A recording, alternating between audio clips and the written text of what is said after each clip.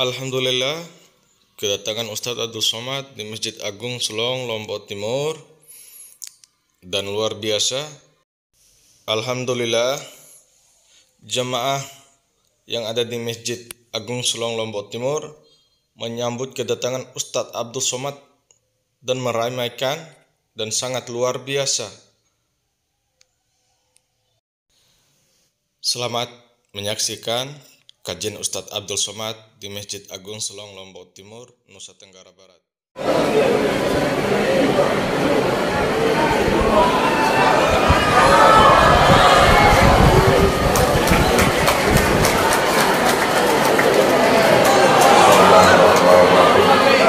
Assalamualaikum warahmatullahi wabarakatuh.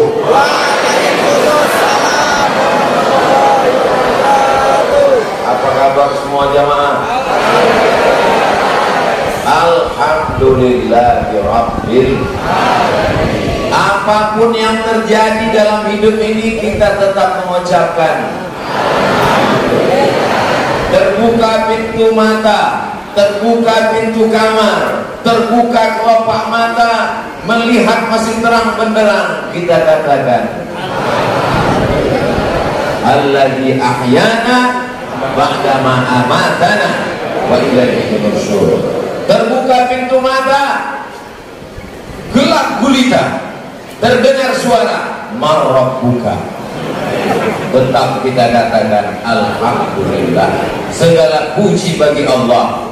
Buktinya di awal sholat kita katakan alhamdulillahirabbil alamin. Hilang nyawa kita, tetap kita puji Allah, karena kita tetap kembali kepada Allah. Inna lillah. Hilang suami, dilarikan pelakor, inna lillah wa inna ilaihi raji'un. Mudah-mudahan semuanya sehat walafiat. Cukup Allah sebagai penolong. Hasbunallah. Kalau hasbuna artinya cukuplah penolong kami. Tapi kalau cukup saya saja, hasbi. Santoso, senang dan bahagia. Hasbi santoso, cukup aku saja, kamu sudah senang dan bahagia. Tak perlu hadir bupati. Pak Bupati di tengah kesibukannya, di tengah usianya, beliau masih kuliah S3 dan hari ini beliau ujian. Maka beliau izin, Ustadz Somad, saya mesti ke Mataram karena Bupati tidak bisa ujian online, anak SD bisa. Ini perlu saya jelaskan supaya tak ada dusta di antara kita. Diwakili oleh Bapak Asisten Al-Mukarram Bapak Haji Hasbi Santoso. Cukup dengan aku, kamu sudah senang dan bahagia. What is the name? Nama. Apa arti sebuah nama? Tapi dalam Islam nama adalah doa. Ibu kalau ingin hamil, kasih nama anaknya Hasbi Santoso. Cukup aku, kamu sudah bahagia. Jangan yang lain. Para tuan-tuan guru, para alim, para ulama, para habaib yang tak dapat saya sebutkan satu persatu, hadirin hadirat muslimin muslimat, mukminin mukminat yang belum kawin maupun belum sunat, insya Allah semuanya dimuliakan Allah Subhanahu wa ta'ala. Tadi begitu Pak Asisten memberikan kata sambutan, yang lain langsung mengatakan berdiri, berdiri, berdiri, karena mereka khawatir saya duduk juga. Begitu saya berdiri, mereka mengatakan masker, masker, masker, karena mereka takut saya tidak pakai masker. Dan yang paling mengerikan adalah kalau saya tidak pakai masker karena tidak ikut protokol kesehatan. Penjara, penjara, penjara. Maka dari awal sampai akhir masker ini saya pakai tapi di tangan. Jadi kalau ada yang mengatakan apa itu Abdul Somad ceramah di Lombok Timur tidak pakai masker, ini masker, kenapa tidak dipakai? Jamaah nyuruh buka. Insya Allah semuanya baik-baik saja. Alhamdulillah. Saya sedang berada di Masjid Agung Al-Mujahidin Lombok Timur, Selong. Nama macam kabel. kabel, pas datang orang Medan kabel. Selong. Insya Allah semuanya yang hadir ini mendapatkan pahala jihad fisabilillah. Man kharaja fi talabil ilmi, siapa yang keluar rumah dengan niat menuntut ilmu, fahuwa fisabilillah, maka dia mendapatkan pahala jihad fisabilillah hatta yarji'a, sampai dia pulang ke rumahnya mendapatkan jihad fisabilillah. Semua mata tertuju kepada saya.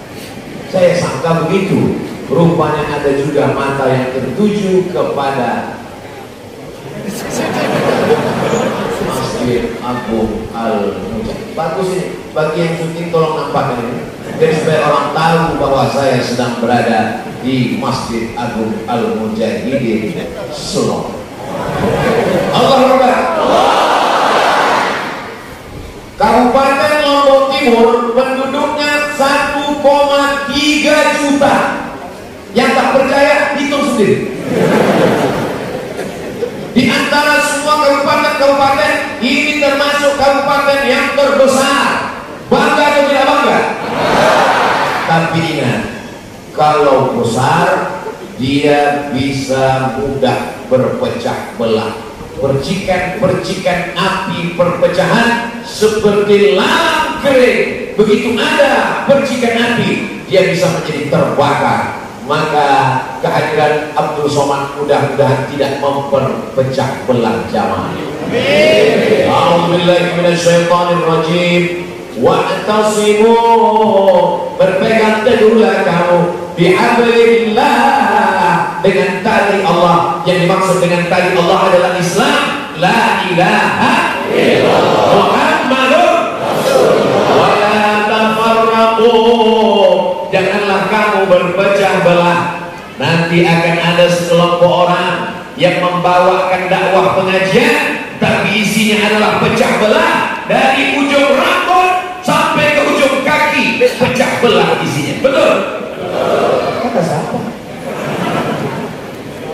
Dari mulai ujung kaki, ma asfalal ka'baini finnar, yang di bawah mata kaki maka tempatnya api neraka.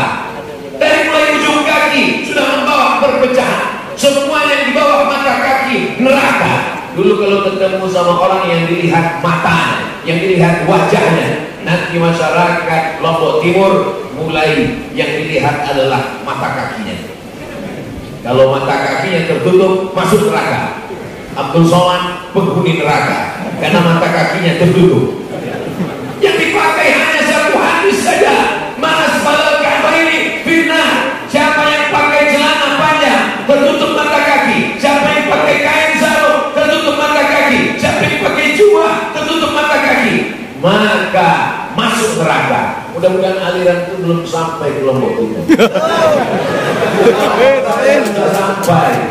Malam-malam saya ditelepon sama kawan saya, sama-sama kuliah, sama-sama di IAIN tahun 1996. Assalamualaikum. Waalaikumsalam. Betul ini Ustaz Abdul Somad? Tidak salah lagi. Ada apa, Ben? Bantu. Apa masalahnya saudaraku?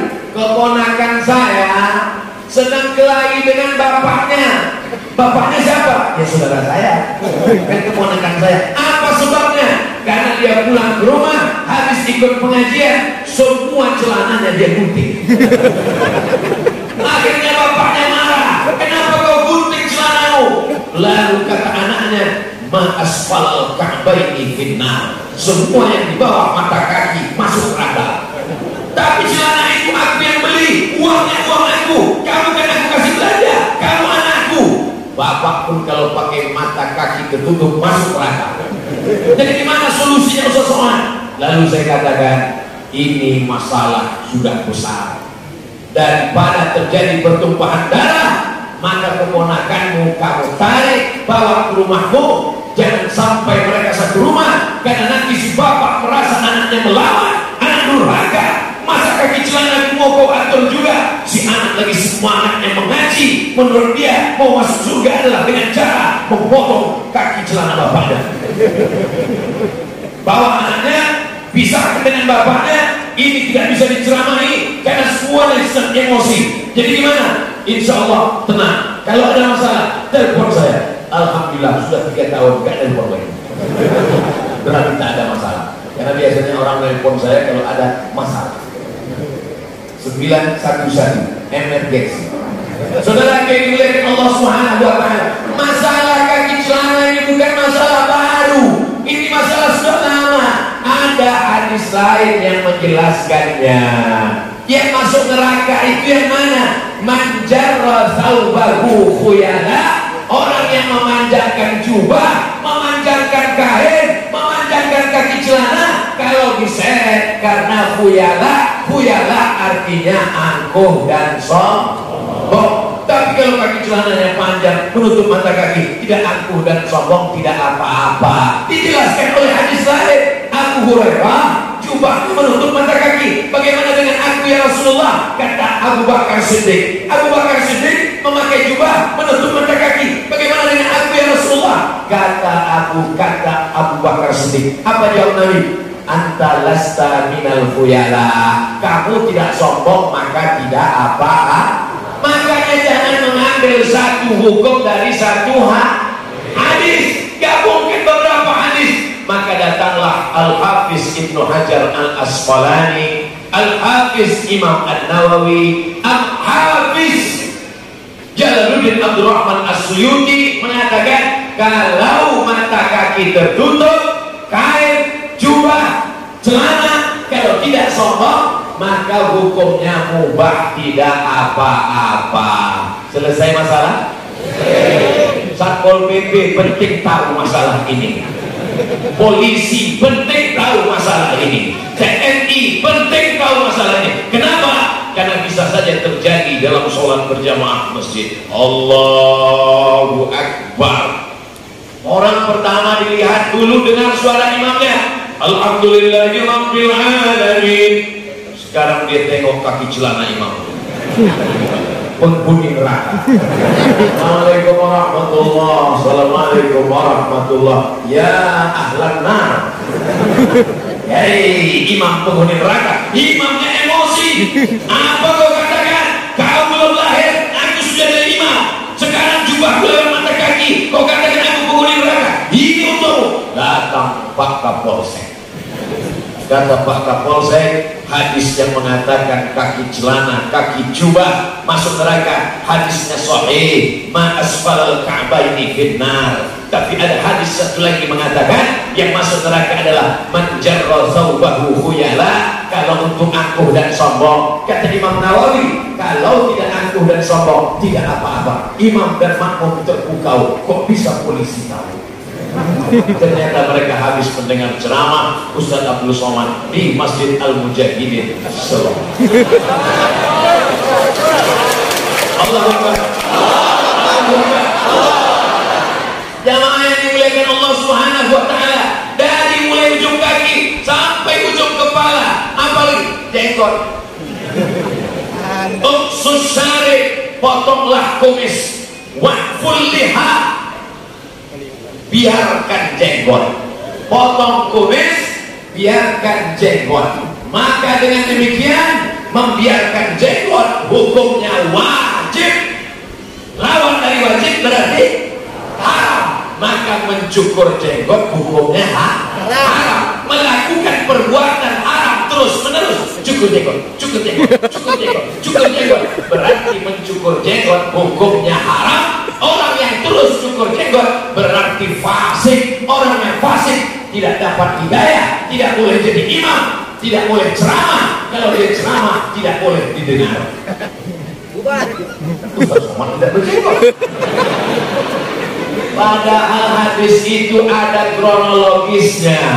Di kota Madinah banyak orang Yahudi, Yahudi Bani Nadir, Yahudi Bani Quraidah, Yahudi Qainuqa, Yahudi Khaybar. Orang Yahudi kumisnya panjang, jenggotnya panjang, sama-sama pakai sorban, sama-sama pakai jubah. Bagaimana cara membedakannya? Kata Nabi, khaliful Yahud, bedakan diri kamu dengan orang Yahudi. Bagaimana cara membedakan dengan orang Yahudi?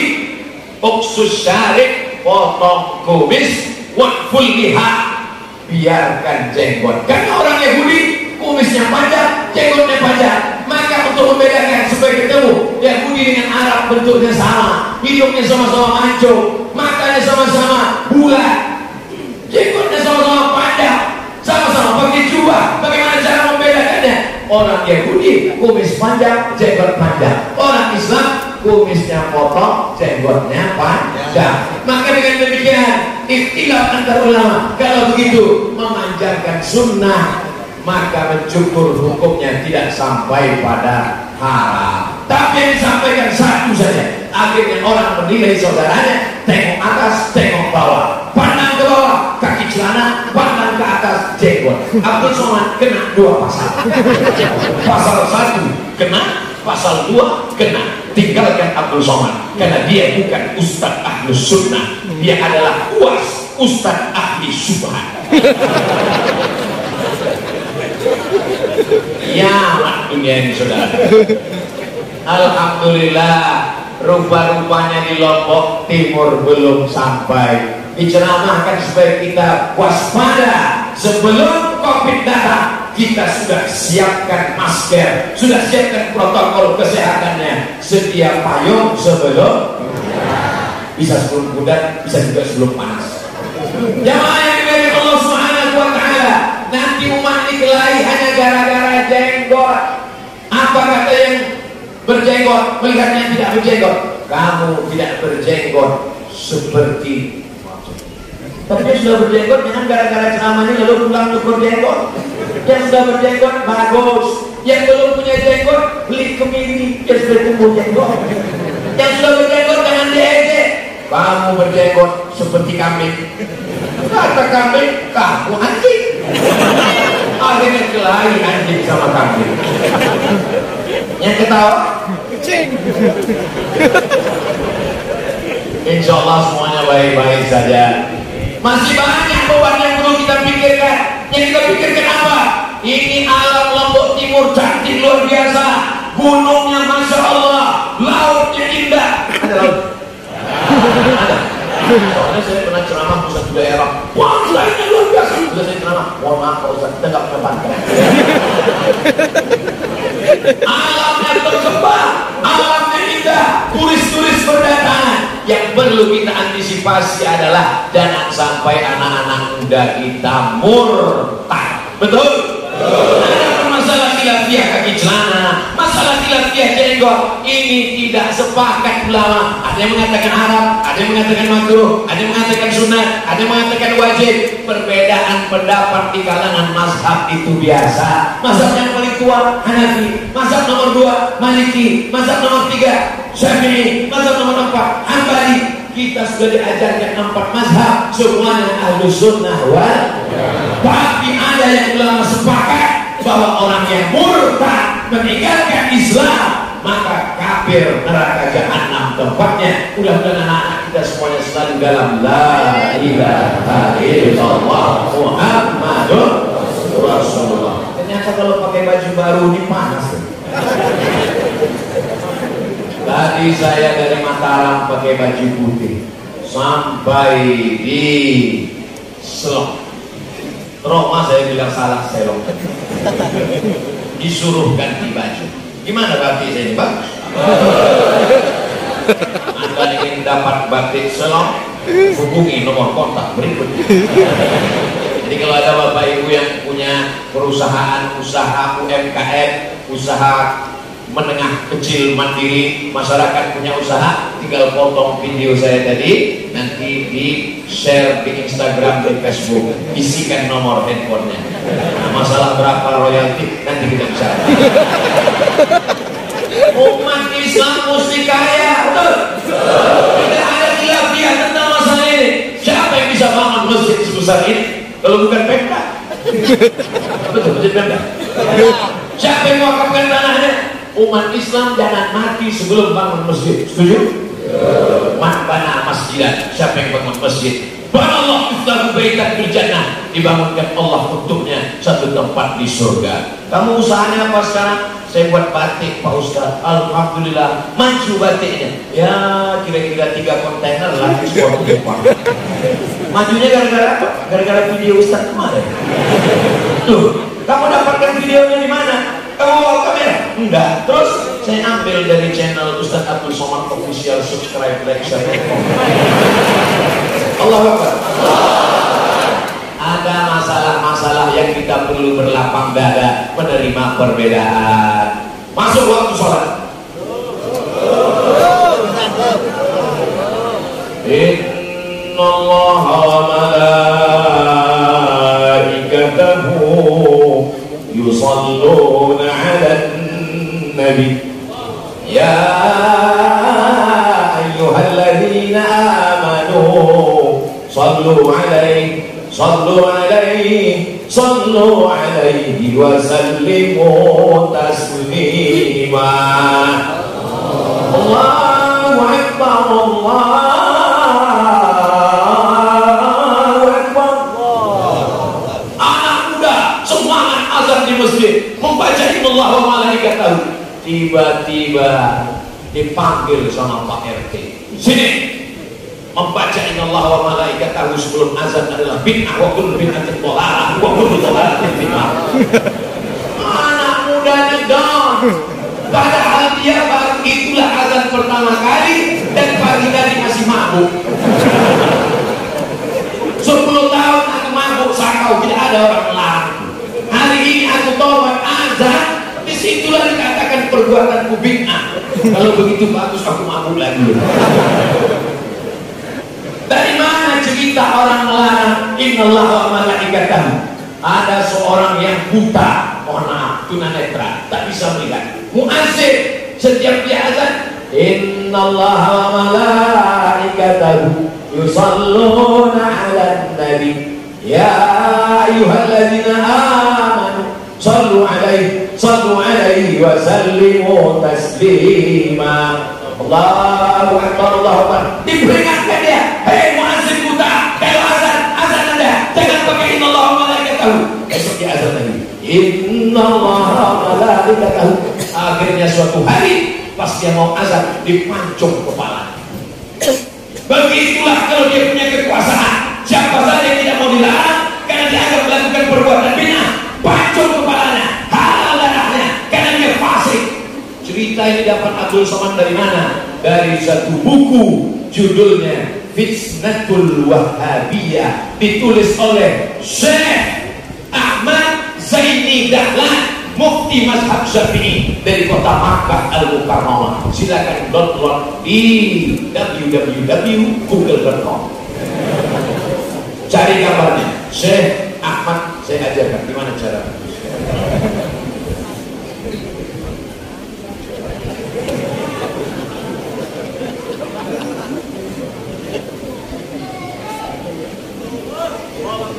Allah Akbar. Syekh Alif Lam Shin Ya Ra, Syekh Ahmad Zaini Dahlan, pakai hak kecil, Dahlan. Syekh Ahmad Zaini Dahlan. Ini orangnya, ini kitabnya. Yang warna jingga kitabnya. Ini orangnya yang menulis kitab. Tinggal download saja. Dalam kitab ini dia katakan ada seorang muazzin membaca innallaha wa malaikatahu karena tidak mau dilarang, dipancung kepalanya. Siapa Syekh Ahmad Zaini Dahlan? Tahu Syekh Muhammad Hasyim Asy'ari? Tidak. Tahu? Syekh Muhammad Hasyim Asy'ari mengambil sanad hadis Sahih Bukhari dari Syekh Mahfuz At-Tirmizi.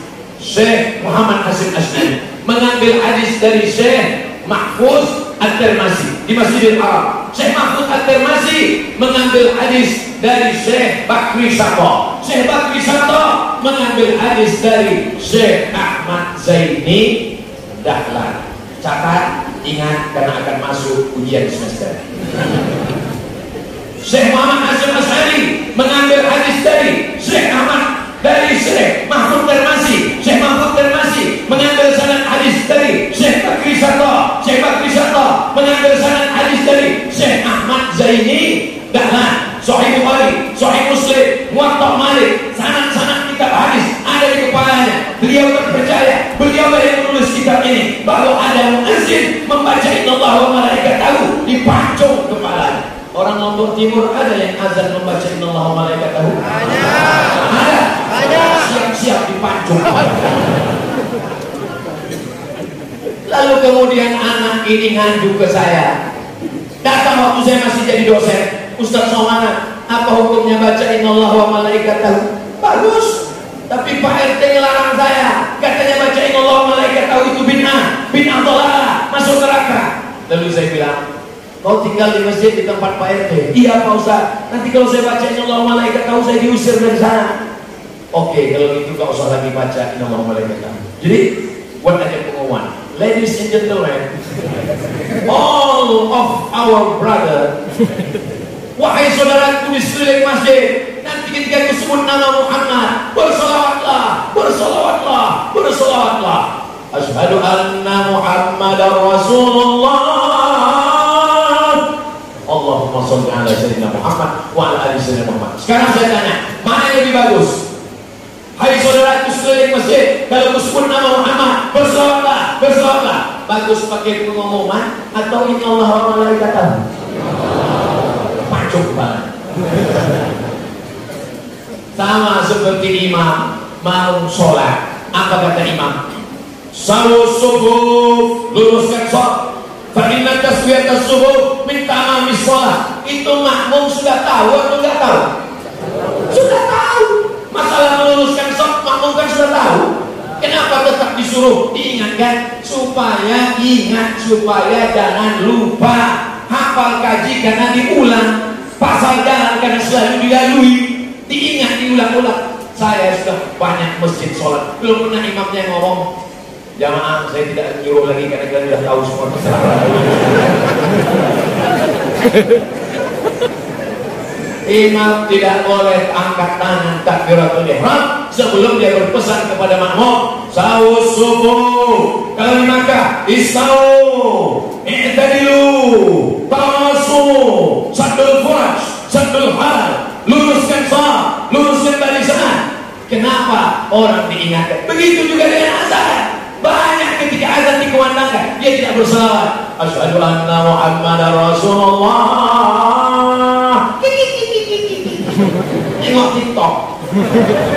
Asyhadu anna Muhammadar Rasulullah. Lepak balana.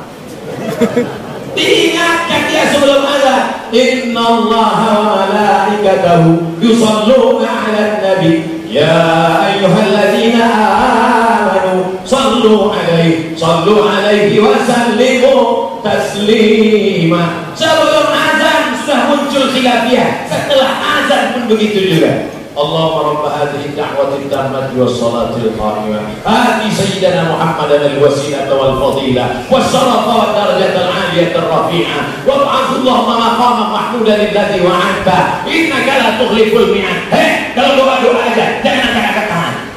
Mengangkat tangan Allahumma rabb hadhihi ad-da'wati at-tammah bid'ah wa kullu bid'atin dhalalah wa kullu dhalalatin fitnah. Orangnya baru tobat pagi tadi. Selama ini aku angkat tangan minum khamar, kalian diam. Sekarang aku angkat tangan berdoa kepada Allah, kalian marah. Nah itu nih. Akhirnya umat ini hancur lebur kacau balau. Sementara kita di masjid, pintunya boleh banyak, lantainya boleh banyak, tapi kiblatnya tetap satu. La ilaha illallah Muhammadur Rasulullah.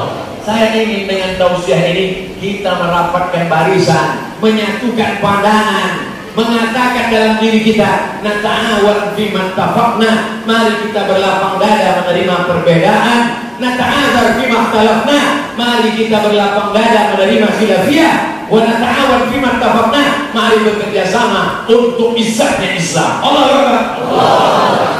La tanaza'u, jangan kelahi, fatabshalu, kamu akan gagal, wa tas'alari'ukum, kamu akan kehilangan semangat. Masalah ngangkat tangan waktu berdoa, innallaha hayyun karimun, Allah maha mulia, Allah maha dermawan, yastahi, Allah malu melihat seorang hamba mengangkat tangannya kemudian ayyaruddahu masifran, kembali tangannya dalam keadaan kosong. Allahumma rabb hadhihi da'wati tammah was salatil qa'imah ati sayyidina Muhammadan al wasilah wal fadilah wa syarafa wa darajatul 'aliyah rafi'ah wa ba'athullahu maqaman mahmudan alladhi wa'ata.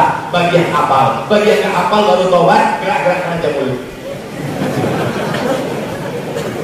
Innaka la tuflihul mi'ad. Mengusapkan tangan ke wajah. Kalau doa-doa aja jangan usapkan tangan ke wajah.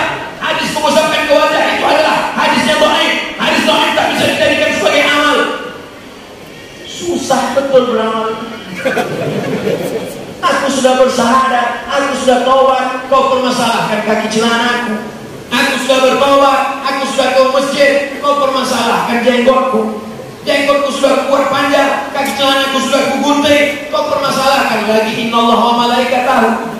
Hidup ini menjadi masalah, padahal aku ke masjid mau menghilangkan masalah. Sampai di masjid aku menjadi sumber masalah.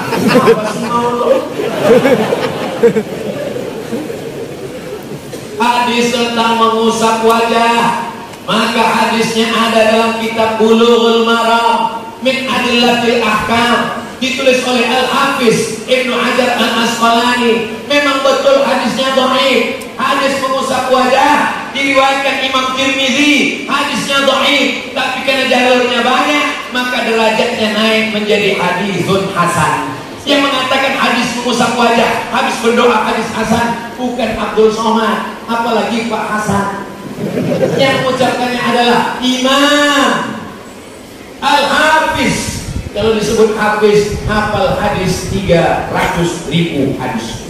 Ibnu Hajar Al-Asqalani. Ada Imam Al-Hafiz Ibnu Hajar Al-Asqalani dalam Bulughul Maram min Adillatil Ahkam mengatakan hadis selesai doa mengusap wajah, hadisnya hasan karena jalurnya banyak. Lalu ada orang yang hafal hadis cuma 3, itu pun kalau laptopnya hidup. Dia katakan hadis mengusap wajah dhaif, tidak bisa dipakai. Sekarang saya tanya, masyarakat Selong mau pakai yang Ibnu Hajar Al-Asqalani 300.000 hadis atau yang hadis 3 laptop hidup? Kalau saya tidak mau ngajak Bapak Ibu ikut saya pakai Imam Ibnu Hajar Al-Asqalani. Saya lebih yakin ilmu dia, maka saya selesai berdoa saya baca innaka la tuflihul mi'ad. Kenapa? Assalamualaikum.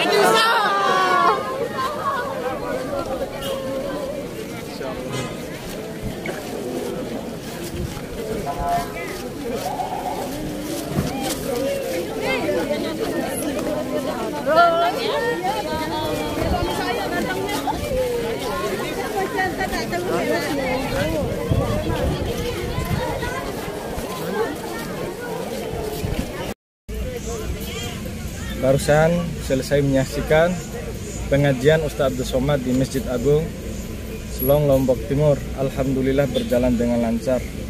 Mantap Ustaz Abdul Somad. Makasih atas pengkajiannya. Luar biasa.